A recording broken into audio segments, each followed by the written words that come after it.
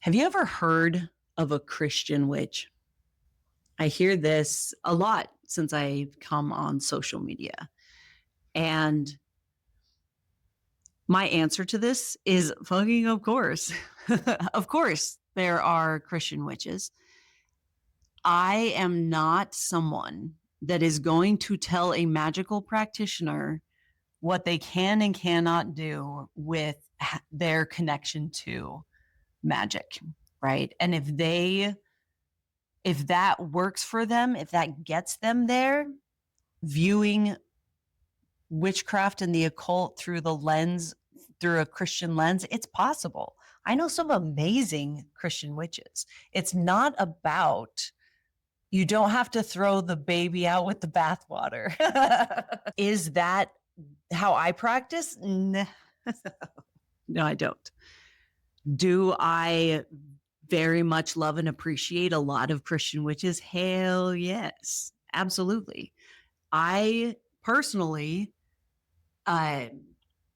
because of the nature of my practice in connection, like I am super down with what Jesus was talking about. Like I'm super down with what he was talking about. And I have done extensive research in the message that Jesus had. And I agree. I agree with him in so many ways. So of course, I can see how that can overlap. I'm going to say something incredibly controversial right now, and I know this. I will die on this hill.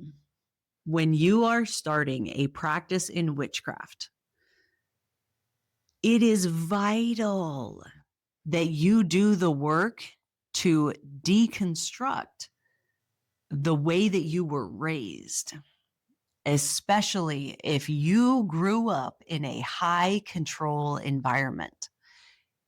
What you believe influences your magical workings. I don't care who you are. What you believe influences your relationship with your magic. So why are you not prioritizing looking at that? That is why I stress a very specially curated form of shadow work for magical practitioners, because there are certain things that we were taught under the big cappy pappy about the way that the world works and how we fit in that keep us from truly engaging authentically with our magic and with our lives. In other words, the short of it, you are bound as fuck and you don't even know it. That is why it is so important to, again, deconstruct. If you don't know what deconstruction is, Google it. It's very Googleable.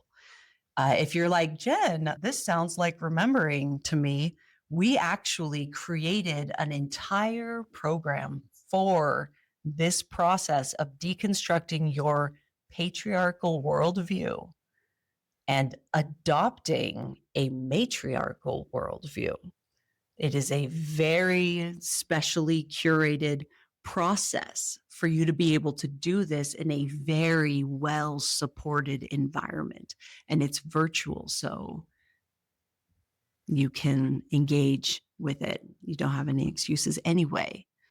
It's important. And I don't care what you do with your practice after that. I don't care. It doesn't matter to me. What matters to me is that whatever you're doing as yourself and not as who you were told you were supposed to be.